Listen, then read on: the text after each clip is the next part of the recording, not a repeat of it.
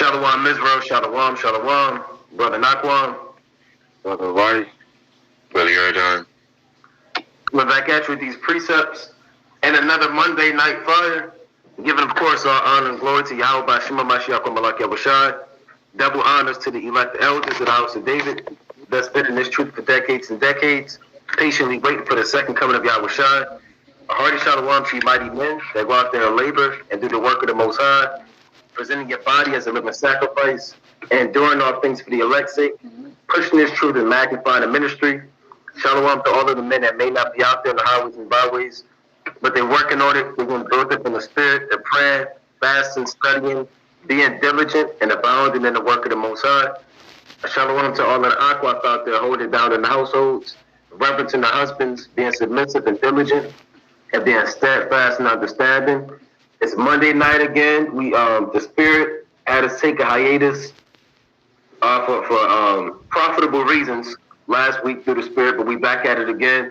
Shalom to everybody on the live. Slim D, Royal T. Taylor, Bino World, Michael Freeman, Kingdoms from Gad, and Jeremiah. Everybody on the live.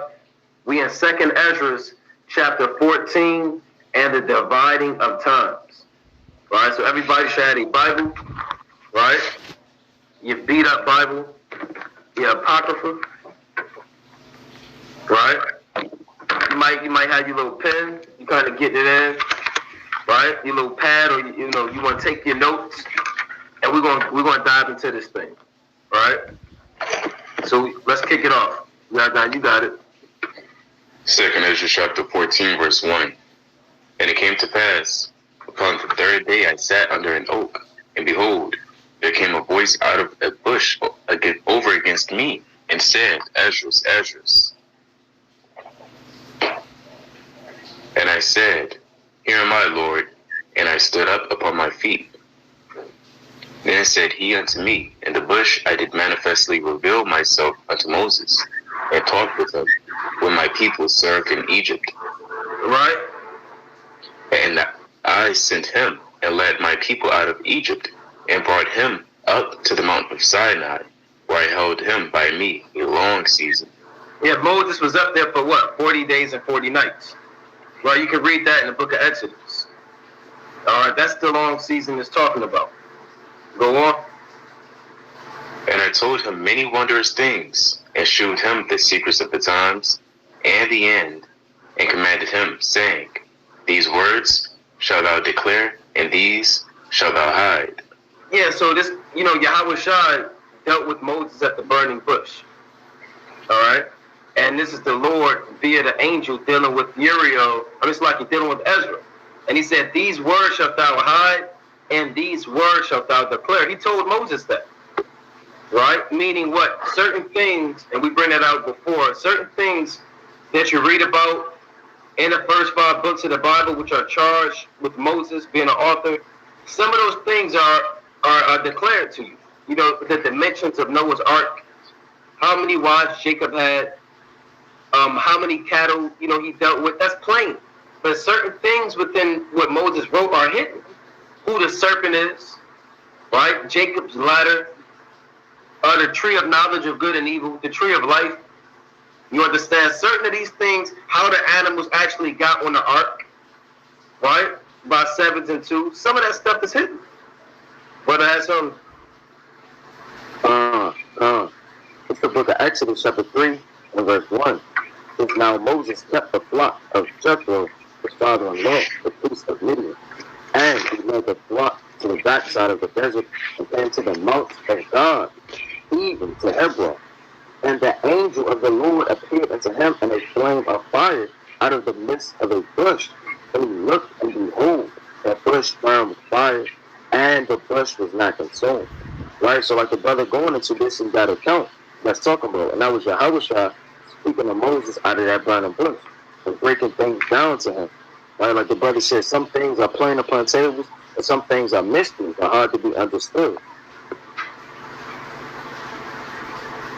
Lucky. Right? Look at another precept. It's the book of Deuteronomy, chapter 9, right in verse 9. When I was gone up into the mount to receive the tables of stone, even the tables of the covenant, which the Lord made with you. Then I abode in the mount 40 days and 40 nights. I neither did eat bread nor drink water.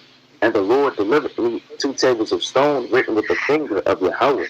And on them was written according to all the words which the Lord spake with you in the mount of the midst of the fire in the day of the assembly.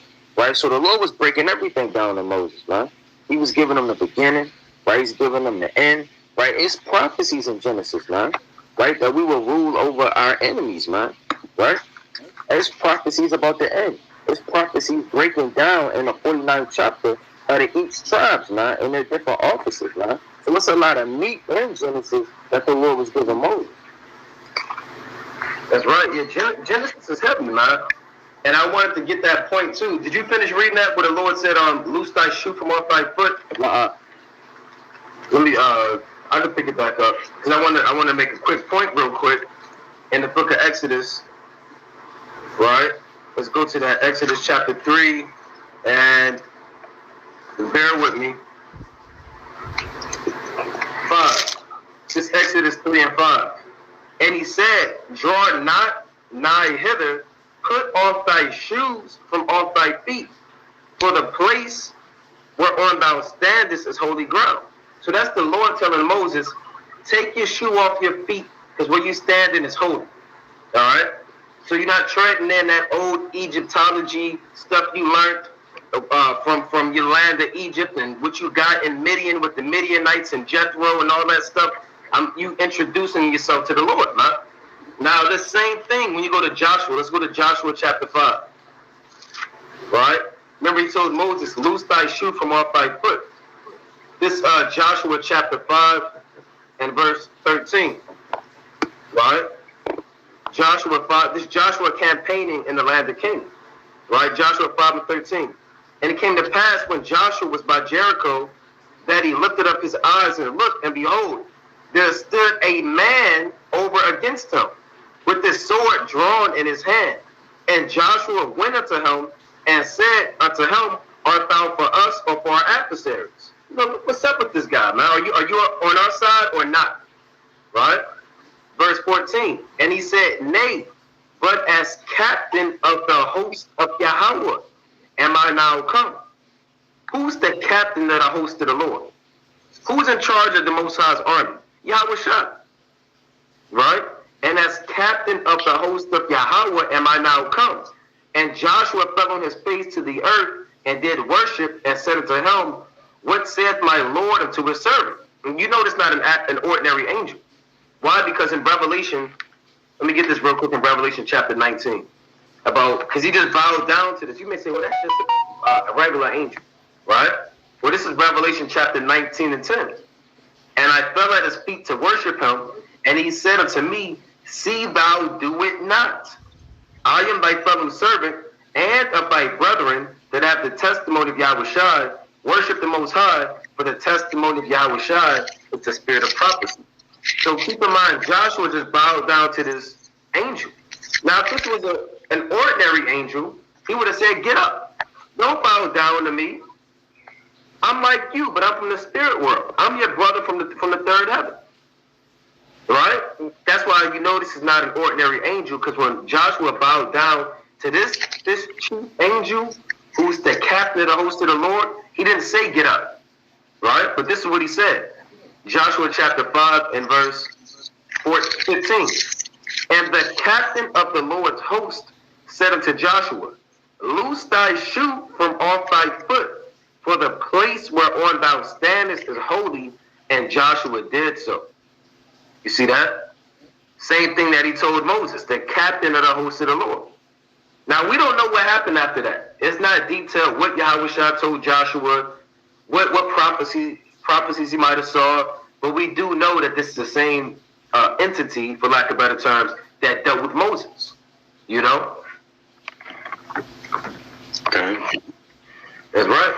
So, Genesis, stop thinking Genesis is just a simple book, man, with a serpent and it's green. Hey, I was watching that movie, which I never advised brothers to watch, that movie Noah. Did brothers see that with Russell Crowe? Unfortunately. Yeah, that was you saw that, King? That was horrible, man. And then they show you the little serpent moving in the grass, and them eating at an apple, you know? And that's not what happened, man. And they got rock men. They got little rock men. The angels turned into rock men, and they was helping build the ark. That's because nobody really understands Genesis, man. Yeah, that's a lot. One more quick point. No, go ahead. No, I was just about to say, you had the damn rock creatures that were talking. It was just madness, man. I was gonna say one more point. They had damn Tubal came on the ark. You had Noah, Noah's wife, Shem and his wife. Shem had 2 daughters. Ham didn't have a wife on the ark. His wife got trampled by the children of men. And damn, Japheth was damn near 5 years old, man. And Tubal Cain was eating the animals on the ark. So they don't know what's going on, man. Come on, I gotta eat too. You got it. Oh, yeah, that's fine, right? It's the book of Exodus, right? Chapter 12 and verse 23, right? And it reads, "For the Lord will pass through and smite the Egyptians, right?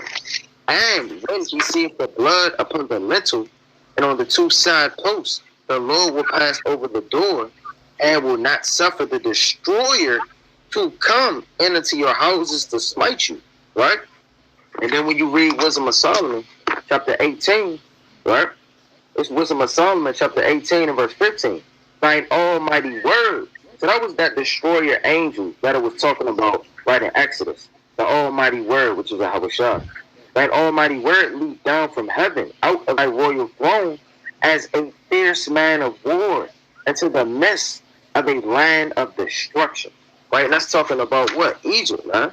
So Yahushua hopped off the throne. He came down, right? What they would call the death angel, right? And he came and he smit all the firstborn, man. So Yahushua make guest appearances all throughout the Bible, man. You just have to have the spirit and the discernment to know when it's a physical angel and when it's talking about Yahushua. That's right. That's right.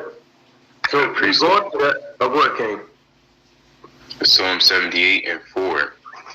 It's like verse 2. "I will open my mouth in a parable. I will utter dark sayings of old, which we have not heard and known, and our fathers have told us. It's like which we have heard and known, and our fathers have told us. We will not hide them from their children, showing to the generation to come the praises of the Lord and his strength and his wonderful works that he hath done." Right, so our forefathers understood these things, what really happened and what went down in Genesis to an extent, right? And it's still being brought down to these generations, as time proceeds. Now Israel, you're understanding this all over again. That's right. And that's this thing in Christianity, man. They tell you again that there was just 2 people on the earth. They were white men and the white woman. How did Cain get his wife? How did the serpent? There's an ad on YouTube about this Edomite professor trying to break down the serpent, man. Yeah, you seen that? Yeah. He's sitting there with his legs crossed like he know what's going on. I was just about to say. Yeah, why would the serpent be talking in the wilderness? And then you don't know what's going on, man. He's sitting there trying to break it down. I ought to click on it and watch that to see what he say. Hey, Salah, he gonna charge you, man. Yeah. You already know that's coming. Yeah, he gonna tax you. Yeah. Tax you. So we can go back to let's read that again. 2nd Ezra 14 and 6. Yeah, and real quick, they had the images moving in the background. I think they tried to make him seem like a genius, like his IQ was off the charts. Like if you want to know anything about the Bible, you go to that man, and he, he real crafty with it. He don't know what's going on. Right? These parables and. You said what? Got all the lights in the background and the imagery. Yeah. Have him sitting on the chair, kind of exalted. 2nd Ezra chapter 14, verse 8. "That thou lay slacky." That thou lay slacky. You expect this guy to break it down to you? The serpent in the garden. This guy. Is he gonna break it down for you? Red, man. He's not gonna break it down for you, man. You know? So like you trying to find that guy. Yeah. Hold on, so like, this is how Esau break it down. Look, he said it's the serpent that was in the garden. Come on now. Right? So, you know, don't stop listening to this devil, man. Trying to break the scriptures down for you. You got it, y'all. Yeah, I was looking for it, but I don't know how to look for it. It's 2 Ezra 14 and 8. That thou like verse 7. Okay, verse 6. These words shall thou declare, and these shall thou hide.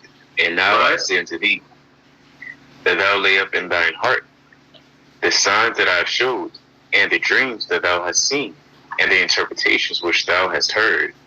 Right?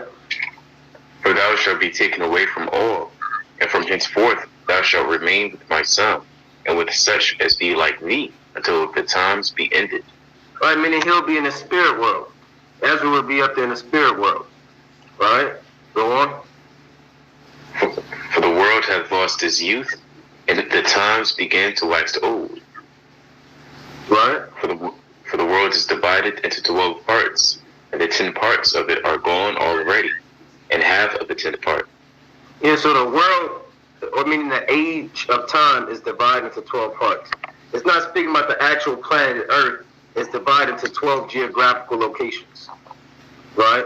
It's speaking about the age that the Lord gave man to have dominion over the earth within his first heaven and first earth is divided into 12 parts. All right? Now, just like looking at the face of a clock, if we pulled up the face of a clock, then you would clearly see that you have it divided into 12 parts. Right? Now, during the time of Ezra, this is around 457 BC. 457 BC, when you read Ezra chapter 7, when he went back to restore the homeland, Jerusalem. So around 457 BC, it says 10 parts of it are gone already. And, Salakia, and half of a 10th part. So during the time of Ezra, it was literally a little over 10 o'clock. A little over 10 p.m. And then 2 hours till midnight. And at midnight is when Yahweh Shah will return. He's coming at midnight or noonday. You can understand. Right? So we can go on. Oh, let me get this. Oh, go ahead, King. I got precept after you. The 2 Ezra chapter 5 and verse 50. It says, and ask and say, seeing that thou hast now given me the way, I will proceed to speak. Before thee, our mother, whom thou hast told me that she is young, draweth nigh unto age. And he answered me and said, ask a woman that beareth children, like that beareth children, and she shall tell thee. Say unto her, wherefore are not they whom thou hast now brought forth like those were before, but less of stature? And she shall answer me, these, so like they that be born of strength of youth are one fashion, and they that be born in time of age, with the womb felleth, are another wise. Consider thou therefore also how that ye are less of stature than those that were before you. So everything from the ancient time and now is just waxing worse and worse, man. Like the food, right? It used to have bigger grapes, bigger pineapples, bigger animals, right? And the horses were way bigger in the ancient world, man, right? And the cattle was way bigger. The grapes were way bigger, right? And the men were much taller. Right now, men would be looking like damn midgets, man, compared to the men in the ancient world. Right, they were 6+ feet tall, like 6'8". Right, everything was bigger than it is now. Everything is slowly waxing worse and worse and getting older and older. It says, and so are they that come after you less than ye, as the creatures which now begin to be old have passed over the strength of youth. For the earth, for lack of a better term, not the physical landmass, but the governing rulership on it is just waxing worse and worse. The evil is just rising and rising and becoming more wicked and more wicked, man. And it says, then said I, Lord, I beseech thee, if I have found favor in thy sight, surely thy servant, by whom thou visitest thy creature. So we have to understand that this earth is just waxing worse and worse, and everything in it. You got it, King. Yeah, I just wanted to get this quick precept in Job chapter 14. Actually, let me go to Isaiah 24. Right? And that's an excellent point, man, because the world, before I go there, let me go to 2nd Ezra 7. Right? Before I go to that, let me go to 2nd Ezra chapter 7. Right? Because the world, you can tell that things are decaying. Right? Things are falling apart. The iceberg, the glaciers are melting. You understand? The damn sea levels rising. All the trees, you barely see fruit trees. Right? You only see fruit trees if you're damn near on an island, man. Back in the ancient world, half the trees bear fruit. Right? The air is real smoky outside sometimes. Yeah, you walk outside, it's 50 chemtrails. There's no more clouds. Esau's producing the weather now. He's making snowstorms, icebergs, hailstorms. Man is born, to this corruptible nature. Right? You got birth defects now. Adam's sons, they come out with no birth defect. He didn't have allergies. Everybody got allergies now. This is just the default state of the earth. I wanted to go to 2nd Ezra chapter 7 and verse 13. For the entrances of the elder world were wide and sure and brought immortal fruit. So the elder world is when the time wasn't at 10 o'clock. When it was like 1, so-called 1 in the morning, 2 in the morning, 3 in the morning. That's the elder world, right? The elder world is the time that Adam lived in, and the time that Adam's parents lived in, and their parents before them, right? Adam's great-great-grandparents and Eve's great-great-grandparents. They lived in a time that we can't even imagine, right? They lived in a so-called utopian society, like what Araya was going into, man, where the elephants were huge. Even in the book, I believe that's 1 Maccabees 6, you can fit 32 men on one elephant. The tigers were bigger. That's where Esau get all these ancient, like saber-toothed tiger creatures from, and all these big woolly mammoth-type creatures. That belongs to the elder world, right? It reads, for the entrances of the elder world were wide and sure and brought immortal fruit. Right? You got it. Now I was gonna say that was I believe that was in the movie 300, where those men was on an elephant. They didn't go too in deep into it, but you had a lot of men on those elephants. And elephants, they were ginormous. It was the size of woolly mammoths. That's right. And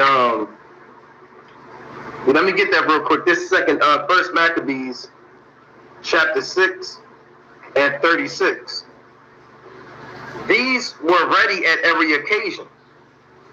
Wheresoever the beast was, and whithersoever the beast went, they went also, neither departed they from them. Because back in the ancient world, you would use war elephants. You didn't have tanks. Elephants were your tanks back then. All right? Reading on. It reads, and upon the beast were there strong towers of wood, which covered every one of them, and were girt fast unto them with devices. There were also upon every one 32 strong men. And these are big, mighty men. Upon one elephant can fit 32 men on a tower. He got a tower, a big, tall tower on top of his back, where it got different layers, different levels. Level 1, then you go upstairs, level 2, level 3. They got siege engines on it. This is ridiculous, man.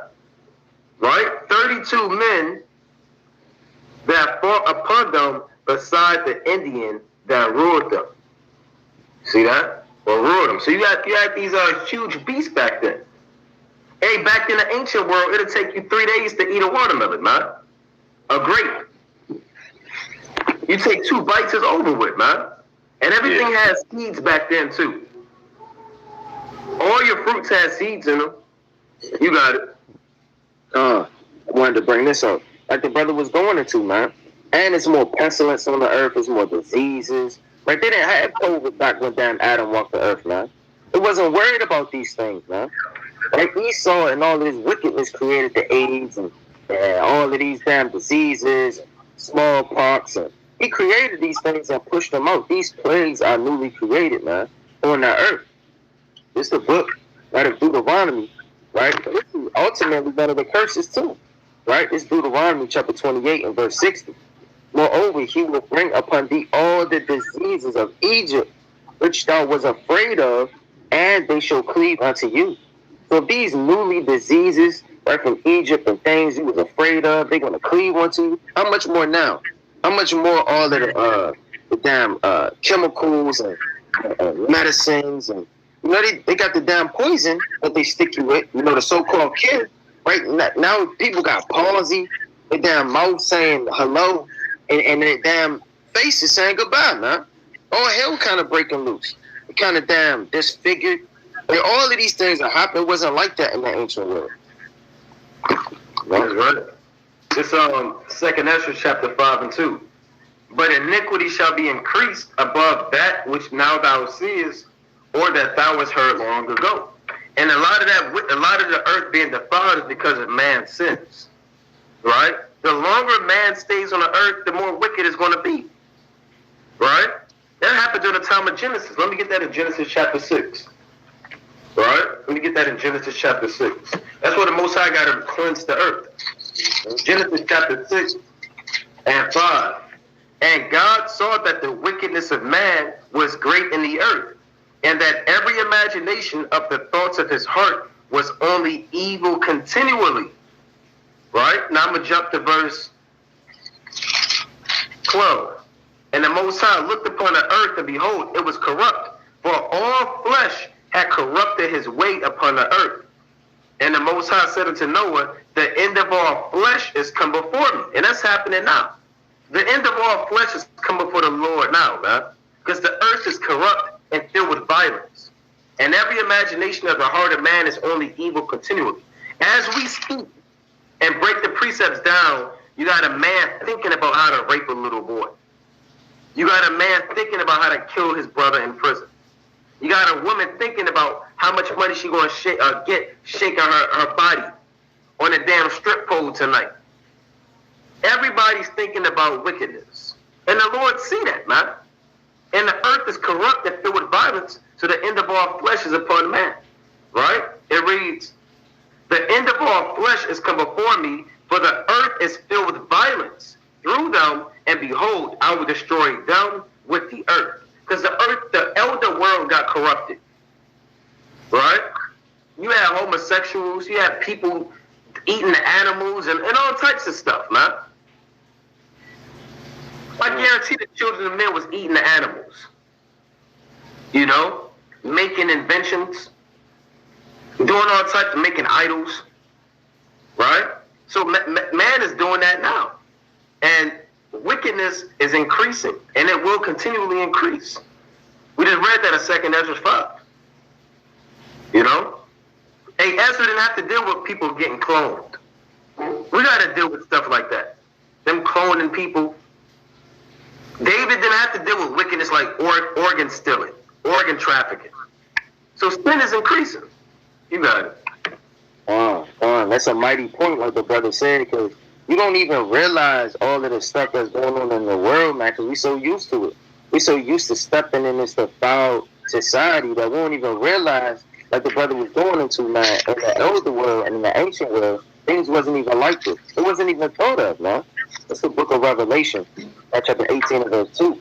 And he cried mightily with a strong voice, saying, Babylon the Great is fallen, and become the habitation of devils, man. So this is the chief place where the devils are, man. All the devils, man. This is their hot spot. This is their house, right?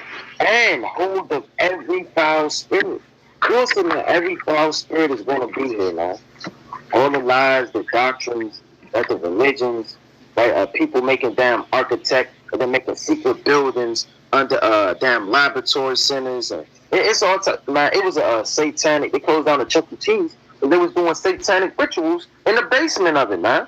They had to close down the Chuck E. Cheese in Maryland, man. But they was doing damn satanic cutting blood and all type of stuff under the damn Chuck E. Cheese.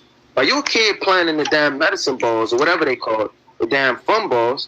Like somebody getting cut in the dark in the basement, man. Are you ordering pizza Hey, people wearing masks and doing all type of damn masquerades in there, man. So that's what we gotta go through, man, in this nation, because it's so corrupt and it's so defiled. That's right. You gotta deal with stuff. Hold on, I want to pull this up. We gotta deal with stuff like this, right? You see that? Yeah. Right? So, You had men lusting King Saul, yeah, King Saul and David didn't have to deal with stuff like this, man. Right? You think Ezra was worried about stuff like this? No, so wickedness is increasing on the earth, man. Right? Let me get this in 2nd Ezra chapter 9. That's why the earth is defiled. This is madness, man.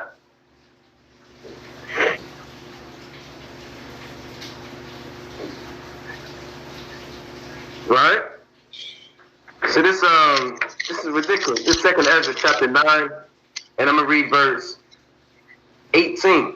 Right? This is the wickedness we have to deal with in the earth, man. The earth is defiled. Right? The earth is finished, man. You got men with breasts opening their jacket, shaking it. Right? 2nd Ezra chapter 9 and 18. And now when I prepared the world, which was not yet made, even for them to dwell in that now live, no man spake against me. For then everyone obeyed. Right? There was a time in the elder world when everyone obeyed. There was a time when man was fruitful and multiplying. Right? You didn't have wickedness like you have it now. There was a time when man followed the Most High. Man was made upright, but they sought out many inventions. That's Ecclesiastes 7:29. There was a time, right, when men obeyed. It says, for then everyone obeyed. But now the manners of them which are created in this world that is made are corrupted by a perpetual seed, and by a law which is unsearchable, rid themselves. So I considered the world, and behold, there was peril because of the devices that were coming to it. So what is the devices? The different sins, the different inventions of men. Ezra said, the Lord said he considered the world, and it's dangerous because all of the different inventions and vanity of man. You got people doing the hair transplants. You got half the exoskeleton. They're like half humanoid, half robot. People got they got brain chip implants in their mind, right? People cutting their damn rod off and turn into a woman. People are marrying robots, right? Trying to break the firmament. And you got people right now shooting missiles to crack the firmament to go fight against the Lord.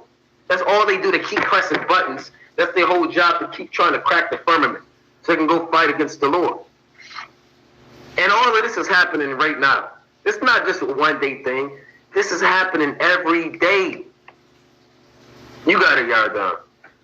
And that's why you see all them missiles randomly in the sky. And Jake try to wonder what it is. It's Esau and the nation try to break the firmament. You know? Right. Psalms 85 and 5. Wilt thou be angry with us forever? Wilt thou draw out thine anger to all generations? And hey, we're going through it, right? Hey, David was even praying to the Lord, like, look, Lord, you know, how long are you going to be upset with us? Because even David and these prophets, they understood how worse it was going to get, right? They knew that they was going to be back on the earth. They knew it was the things that was going to come, in a way, right? Because it was in a high spiritual level, you know? So that's all we can do. Like, Lord, are you coming back? We see all this wickedness all day. Hey, some Jakes kind of ponder that, you know? Obviously, we have faith that, you know, that he's going to come back, right? And we know he's going to come back according to his promise. Some Jake be like, dang, well, we got to make haste. You got to do something. I'm tired of seeing this wickedness. Are you going to be upset with us forever?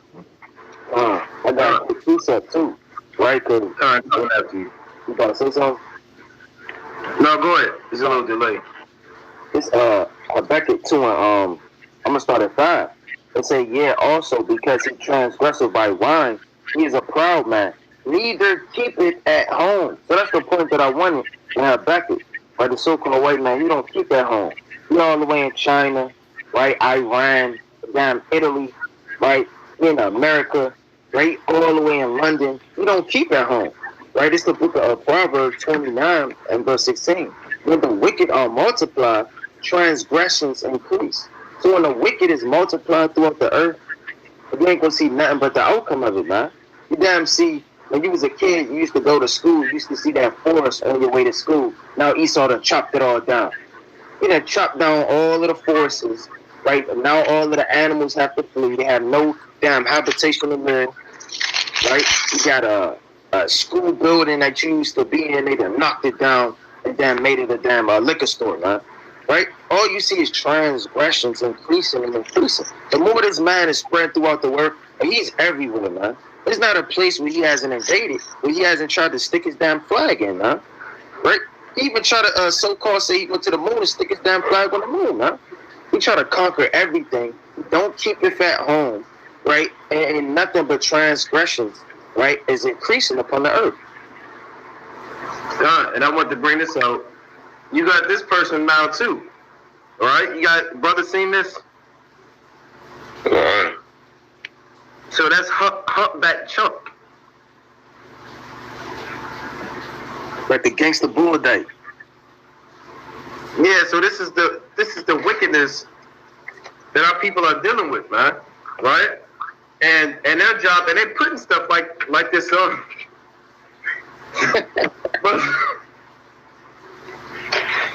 Brothers on the comment board, man.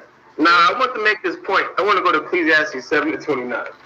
Right, let me bring this up. Bring it out. This is mad. Right?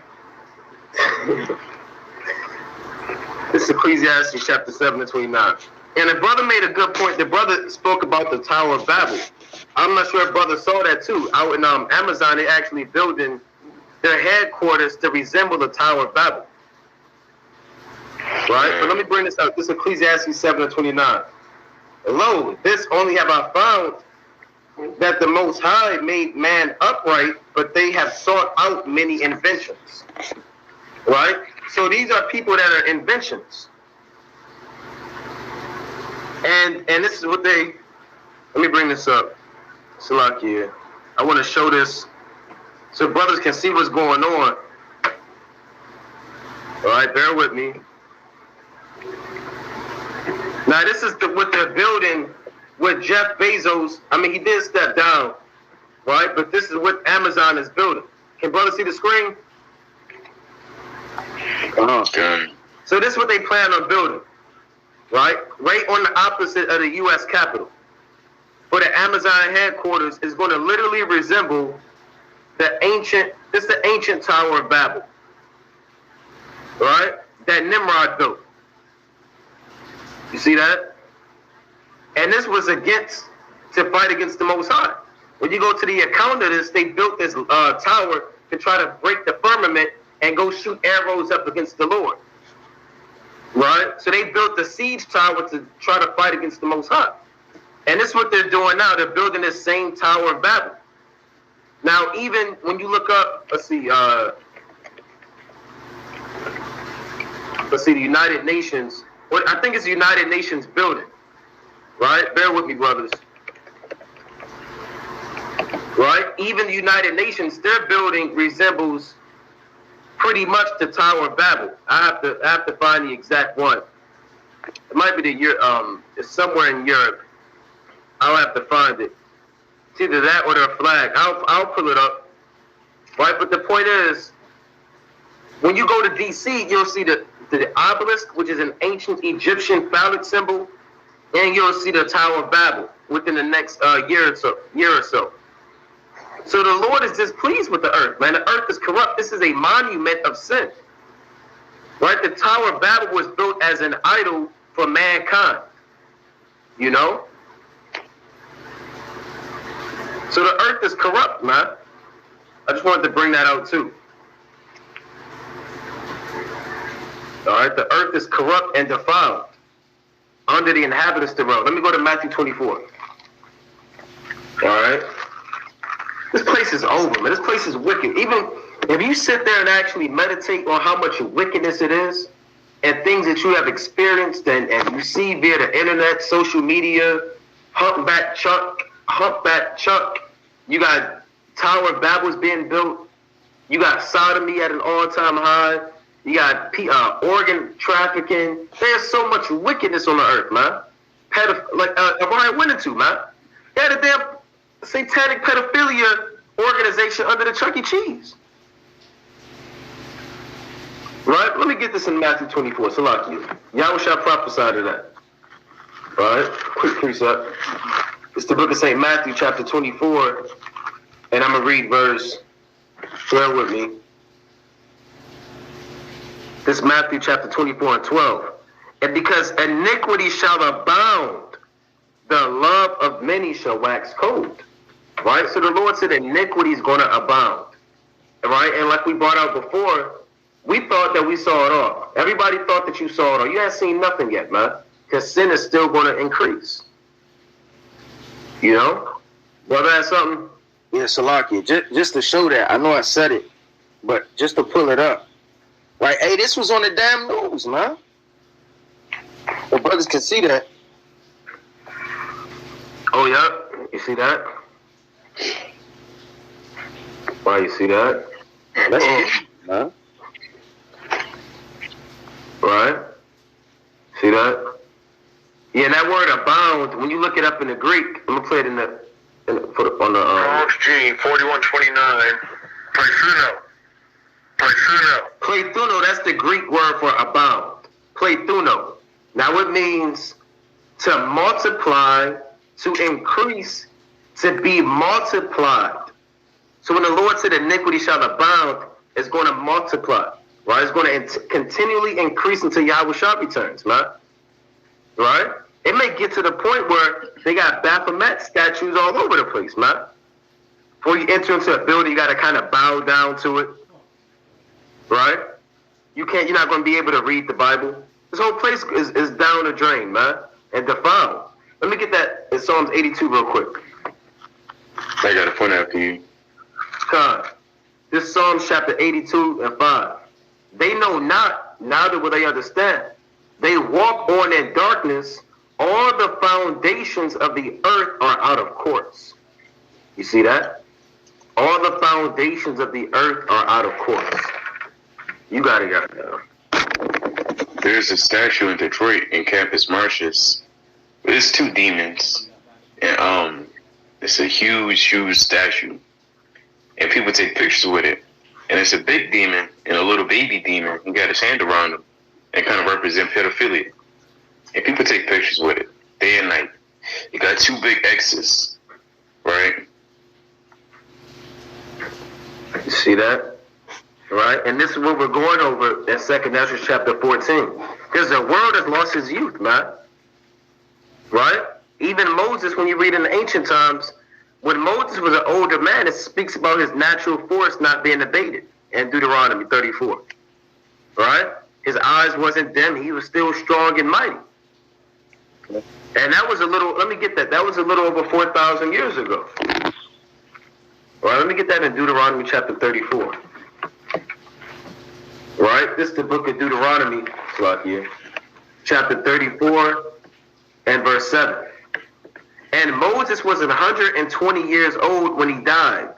His eye was not dim, nor his natural force abated. Your natural force is your strength. Right? At 120 years old, Moses could do a backflip if he wanted to, man. He didn't have a cane. He didn't have a walker. He wasn't rolling around with that oxygen tank. Nobody changed his diaper. Nobody chewed his food up for him. He was stronger than men now, man. Moses at 120 is stronger than your average, 25-year-old at his peak. Yeah, he's stronger than Kurt Angle, Mark Henry. Right. LeBron James. Hey, Moses would dunk on LeBron James if he wanted to, man. Right? He'll outrun Usain Bolt. Because Moses still had a little bit. When the Mosai cut our lifespan down to 120, we're going to get that too. It wasn't immediate. It kind of, it was a lingering. You said what? No, just saying kind. Yeah, it was a lingering effect. So Moses still has some of that elder world spirit in him.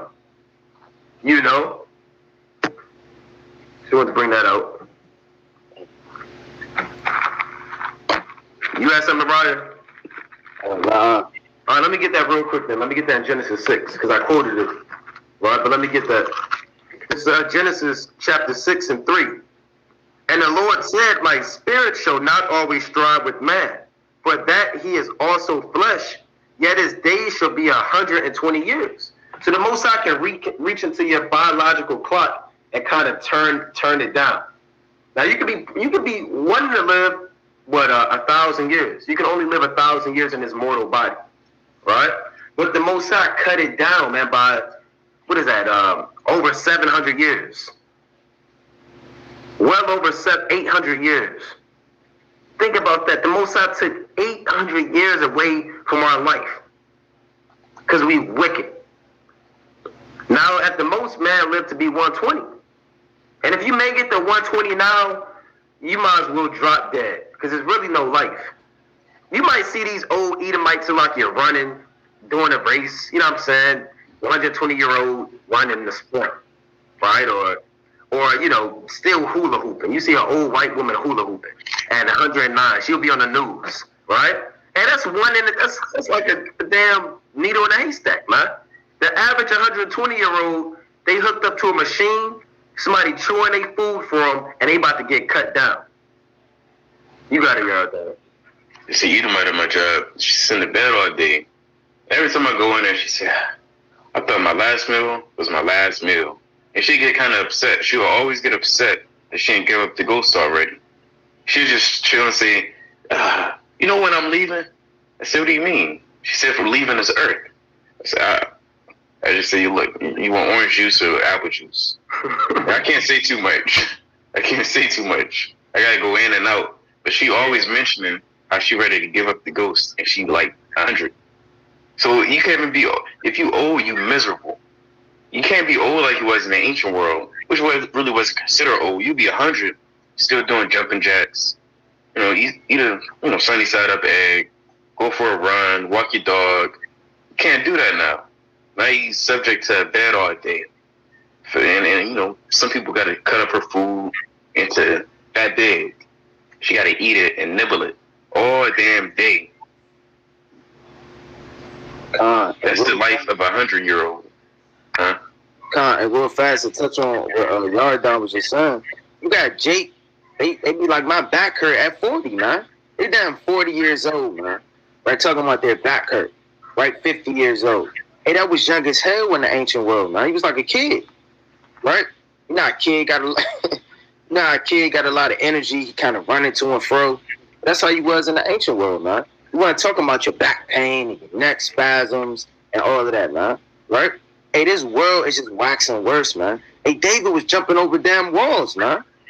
Right? The stuff we used to do back then and the stuff we're doing now is such a big difference, man, in the weight skill. But we're going to get all of that back, Lord willing, in the kingdom. And if you fall when you're 100 or 99, that's damn near suicide. That's like getting hit by a truck. You know, it's like shooting yourself. Because if you fall, your whole life can, end. That's how fragile we are. We can't even take a fall to the ground. Yeah, your bones would break, man. I got this list pulled up real quick. Now, this is the longest living people in the scriptures. Right? Can brother see this? All right, these are the longest living. They're saying the long lives of antediluvians. Antediluvian means pre-flood. Right? So Adam, 930 years old. Seth, 912. Right? Enos, 905. Canaan at 910. Mahalalel, 895. Jared, 962. Enoch, 365. Then he got caught up in a chariot. Right? Methuselah, 969. Lamech, 777. And Noah. So your three oldest men is Methuselah, Noah, and Jared. Right? These are your oldest men to ever walk the earth. And like we're going into, man, these men, They didn't have the problems that our men have. Nobody is 930 years old. And a lot of people can't believe in the Bible. You know, when I first came into the truth, I was talking to a brother. He said, I don't believe in that book. And I said, why? He said, because back then people was living, it's inhumanly impossible